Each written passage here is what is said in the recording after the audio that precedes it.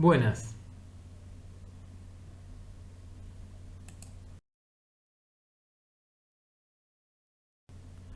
Vamos a dedicarnos al libro 3 de la República, dividiendo la exposición en dos momentos. Síntesis del libro 3 de la República para recuperar el marco de la discusión y análisis del libro 3.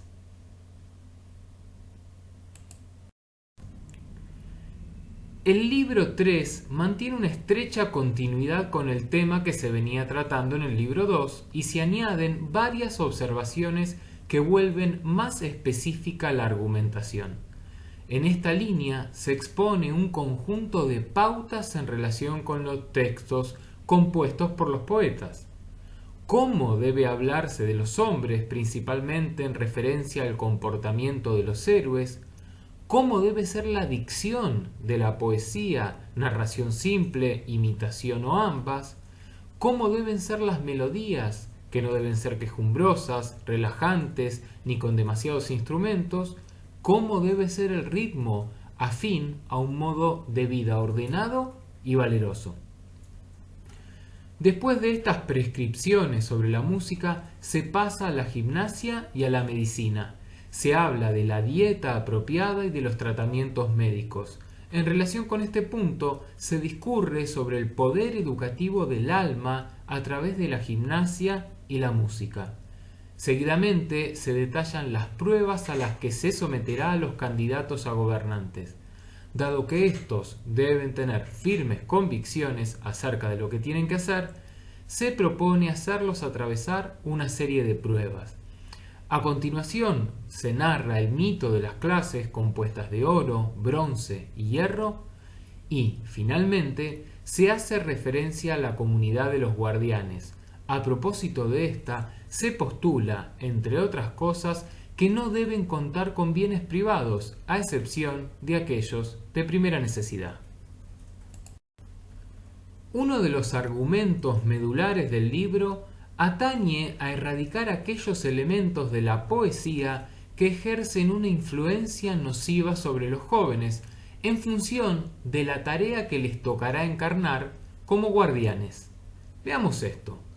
Dado que los guardianes deben ser valientes, no conviene que se les cuenten cosas que les hagan temer la muerte. Tomemos un ejemplo.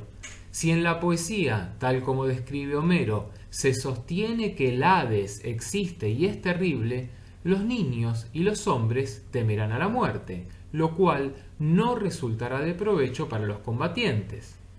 Asimismo, tampoco será apropiado que escuchen este tipo de cosas quienes tienen que ser libres y temer más a la esclavitud que a la muerte. De acuerdo con Sócrates, esto tomará a los guardianes más suaves de lo necesario. A su vez, se establece la necesidad de eliminar los lamentos de los varones de renombre, así como de las divinidades. ¿Por qué? Fundamentalmente para que no se tomen estas acciones, estos comportamientos como modelo. En efecto, si esto es lo que hacen los héroes y los dioses, los hombres estallarán en multitud de quejas y lamentos ante los más pequeños infortunios sin sentir ningún tipo de vergüenza. Otro aspecto a suprimir lo conforman las narraciones en las que los dioses no pueden contener su pasión sexual, tal como Homero cuenta que le sucede a Zeus con respecto a Hera. Justamente, dado que lo que se busca es favorecer a los jóvenes en la moderación y que ésta consiste en obedecer a los que gobiernan y en gobernarse uno mismo en cuanto a los placeres, principalmente aquellos que conciernen a las bebidas, las comidas y al sexo, no es adecuado que escuchen este tipo de historias. Por último, no debe permitirse que los jóvenes que se están formando sean sobornables o apegados a la riqueza. Por ello, no resulta aceptable que se cuente que Aquiles era tan apegado a la riqueza que estuvo dispuesto a devolver un cadáver a cambio de una compensación. Tales afirmaciones, además, son perniciosas para quienes las escuchan, pues todo hombre se perdonará a sí mismo tras obrar mal si está convencido de que cosas semejantes hacen y han hecho también los parientes de los dioses. Por ello, concluye que hay que poner término a semejantes mitos que crean en los jóvenes una fuerte inclinación hacia la vileza. El tema de la imitación es uno de los principales puntales en los que se asienta la crítica de Platón a los poetas y al arte en general. Se introduce este concepto a través del análisis de la poesía en cuanto a su dicción. Sobre esta realiza una observación de suma importancia. Afirma que toda poesía consiste en la narración de acciones pasadas que pasan o que pasarán, y esta narración puede ser simple, esto es en tercera persona, o por medio de imitación en primera persona. Esta última forma, la imitación a través del uso de la primera persona, es la que utiliza Homero en la Ilíada cuando habla como si él mismo fuera Crises, el anciano sacerdote, e intenta hacernos creer que no es Homero el que habla, sino el mismo Crises. En efecto, de esta forma compone toda la Ilíada y la Odisea. A propósito de esto, sentencia: cuando se compone un discurso como si fuera otro el que habla, se asemeja lo más posible a su propia dicción, y esto equivale a imitar a aquel. Por tanto, los poetas componen sus narraciones mediante imitaciones. En cambio, si el poeta no se escondiese, si escribiera en tercera persona, toda su poesía sería producida sin imitación alguna. A raíz de esto, propone discutir acerca del lugar de la imitación en la poesía. Esto es, si se debe permitir a los poetas que compongan las narraciones solo imitando, imitando en parte sí y en parte no, y qué se les permitirá imitar, o si no se les permitirá imitar. En virtud del tratamiento de este tema, Sócrates se pregunta si los guardianes deben ser aptos o no para la imitación. Su respuesta es contundente: no. ¿Por qué? Porque antes había mencionado que cada uno realiza bien un solo oficio, no muchos. De hecho, si intenta aplicarse a muchos, va a fracasar en todos. Para darle más sustento a esta idea, recuerda que ni siquiera dos tipos de imitación que son vecinas, como la comedia y la tragedia, pueden ser practicadas por las mismas personas. Los poetas trágicos solo se dedican a la tragedia, así como los cómicos se abocan exclusivamente a la comedia. Lo mismo puede señalarse sobre los actores. No hay actores que actúen en las comedias y en las tragedias, a pesar de que ambas son formas de imitación. En este sentido, los guardianes deben aplicarse solo a ser artesanos de la libertad del Estado y, por tanto, deben ser relevados de todos los demás oficios. Por ello, si tienen que imitar algún modelo de conducta, correspondería que imiten desde niños aquellos que les son apropiados, hombres valientes, moderados, piadosos, libres. Por el contrario, no deben practicar el servilismo ni imitarlo para que no suceda que a raíz de la imitación se compenetren con su realidad. Justamente, cuando las imitaciones se llevan a cabo desde la juventud y durante mucho tiempo, se instauran en los hábitos y en la naturaleza de las personas. En función de este horizonte no se tolerará que imiten, por ejemplo, a una mujer que injuria a su marido o desafía a los dioses, ni que imiten a locos ni a malvados. En esta misma línea argumentativa se establece una jerarquía en el campo de la poesía. Los poetas más mediocres imitan todo: truenos, trompetas, flautas, perros, pájaros, etc. Y por esa razón, ese tipo de narración requiere todas las armonías y todos los ritmos. En cambio, en los casos en que las imitaciones son pequeñas, no se necesitan muchas variaciones para concordar el texto, la armonía y el ritmo adecuado.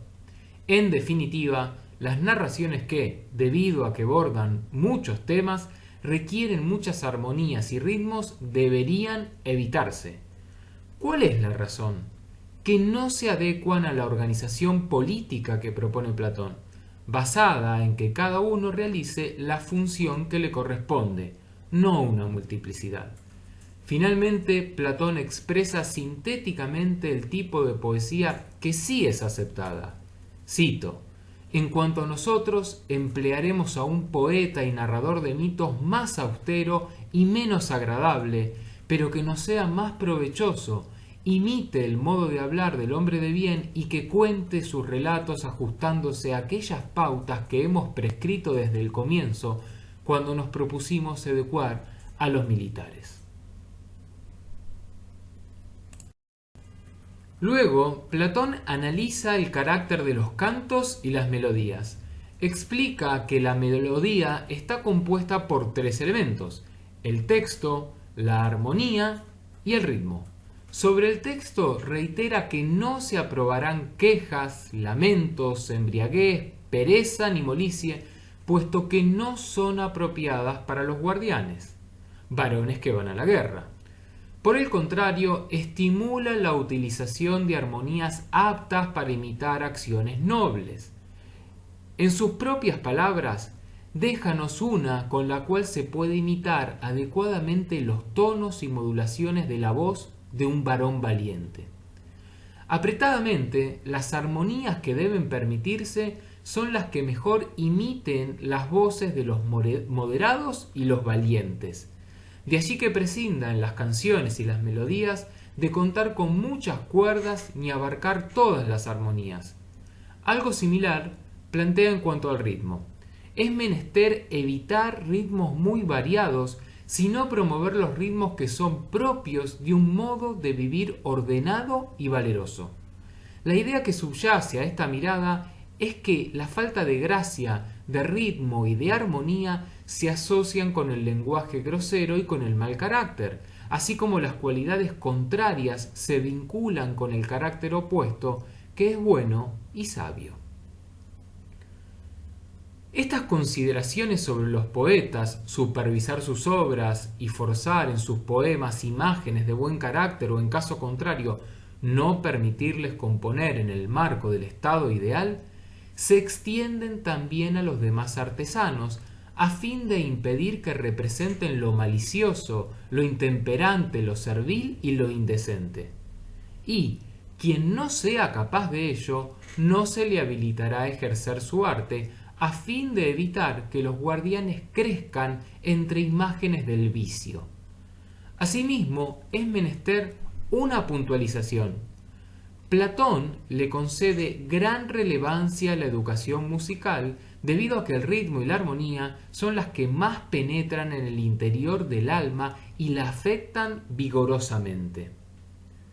En rigor, aquel que ha sido educado musicalmente de forma adecuada percibe más agudamente las deficiencias y la falta de belleza, tanto en las obras del arte como en la naturaleza.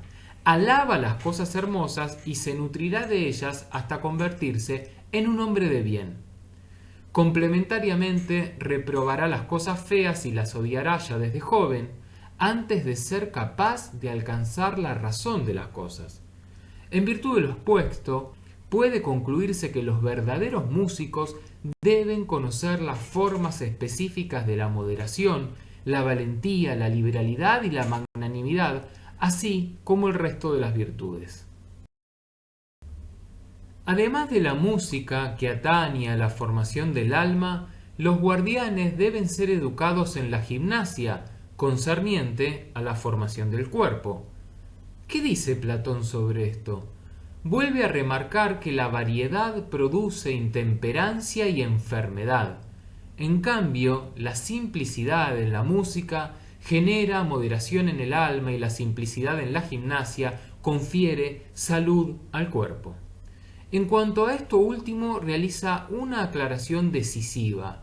Los esfuerzos que requiere la gimnasia deben estar dirigidos hacia el lado fogoso de la naturaleza, con el propósito de estimularlo, pero no hacia la fuerza física como hacen los atletas.